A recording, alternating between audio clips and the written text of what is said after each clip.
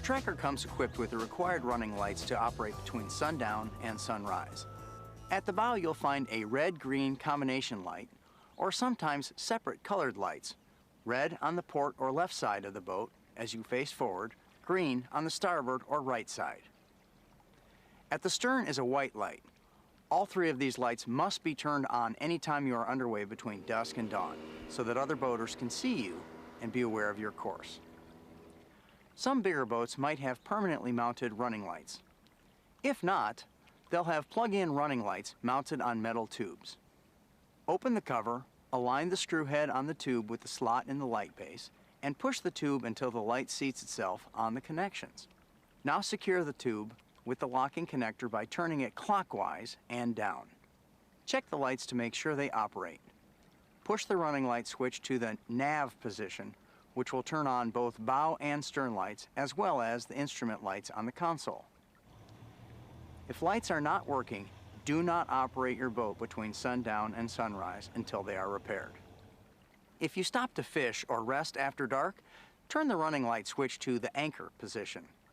This turns off the bow lights, but leaves the stern light on so that other boaters can see you. The color combination of lights you see on another boat at night indicate the direction they are traveling relative to your path or position. If you only see a white light, the boat is either going away from you or is at anchor. If you see a white and a green light, the boat is passing from left to right. If you see white and red, the boat is passing from right to left. If you see both red and green, the boat is coming towards you. Operating after dark is far more risky than running during daylight. Go slow, keep a sharp watch, and wear your PFD at all times if you must run at night. Make sure you have a powerful flashlight or spotlight to spot channel markers, debris, docks, etc.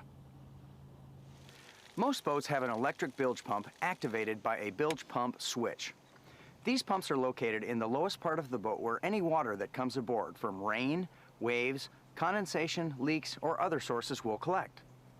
Some models are equipped with an automatic bilge system that senses water and turns on automatically. Ask your dealer if your boat is so equipped or if one can be added as an option.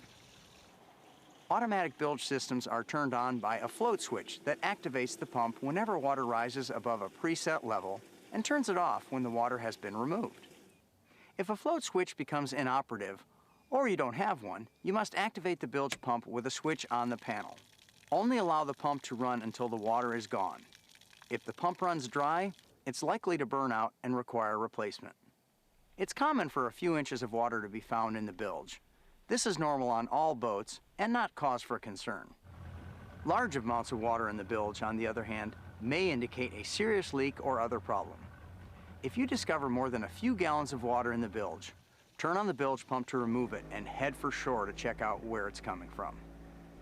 An automatic bilge pump requires little attention from the operator, except that the pump screen and the area around the float switch must occasionally be cleaned to prevent debris from blocking their operation. Check its operation regularly, and particularly when leaving the boat in the water for extended periods. The float switch is wired directly to the battery, so it will turn on even if the main battery switch is turned off. But if left too long, the bilge pump will run the battery down. That can get ugly. Remember that the automatic bilge pump is not foolproof. A dead battery, a broken wire, or a clogged float switch can render the automatic pump inoperative. It's a nice system to have, but does not relieve you of the responsibility to keep the boat afloat. Leaving a boat in the water unattended, particularly for extended periods of time, is asking for trouble. Your boat may have come equipped with a bow-mounted trolling motor. If so, it has its own operator's manual, which you should read and understand before operating it. Trolling motor propellers can be dangerous.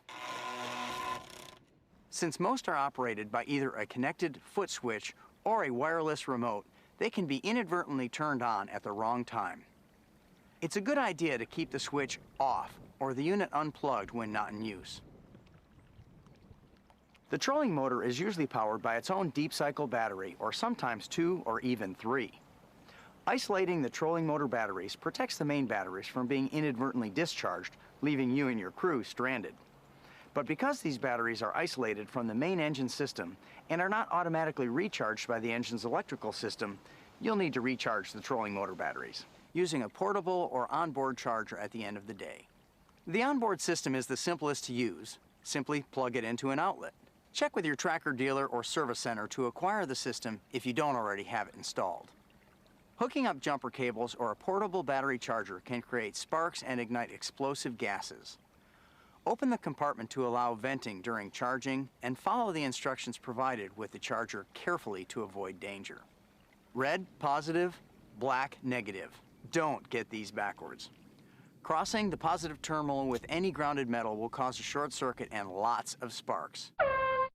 Not a good scenario in a closed compartment where there might be residual gasoline or oil in the bilge. The live well, if you're so equipped, also runs off the main battery system. The outside water is drawn in via an electric pump, and excess water overflows through an overflow tube. If that tube becomes clogged with debris, you could be pumping water directly into the boat.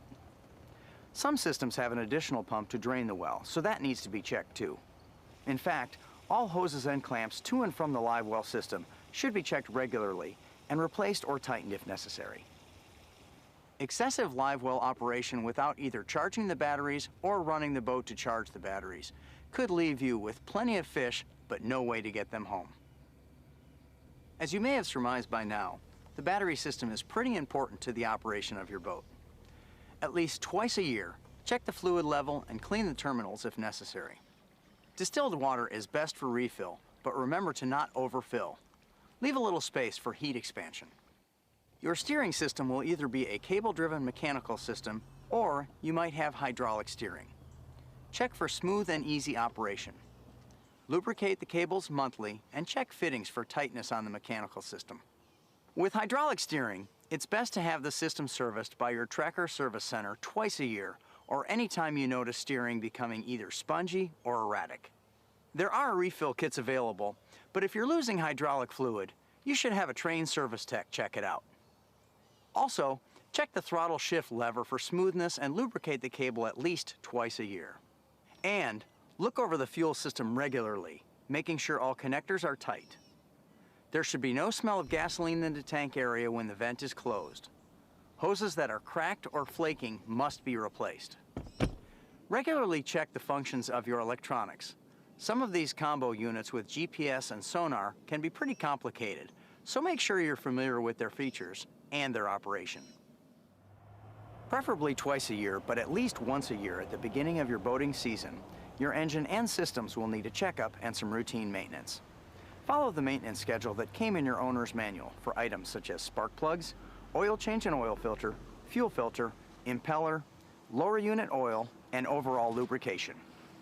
Failure to maintain your engine may cause a malfunction while you're far from the dock.